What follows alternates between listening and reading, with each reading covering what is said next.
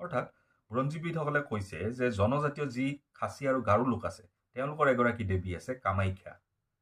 এই কামাখ্যাহে আচলতে কামাখ্যা বা আমি আজিৰ ডেটত যিটো কামাখ্যা বুলি কওঁ সেই দেৱীগৰাকী। অৰ্থাৎ তেওঁলোকে ক'ব বিচাৰে যে কামাখ্যা আচলতে এগৰাকী জনজাতীয় দেৱীহে, খাচী আৰু গাৰো লোকসকলৰ। 10 নম্বৰ ইণ্টাৰেষ্টিং কথাটো হ'ল যে এইটো কোৱা হয় যে কামাখ্যা দেৱীৰ অভিশাপৰ বাবে কোচবিহাৰৰ যি ৰাজকীয় পৰিয়াল আছে এই ৰাজকীয় পৰিয়ালৰ যিসকল সদস্য তেওঁলোকে এই দেৱীৰ মন্দিৰ দৰ্শন নকৰে, তেওঁলোকে দেৱীৰ মন্দিৰ দৰ্শন কৰিবলৈ নাহে।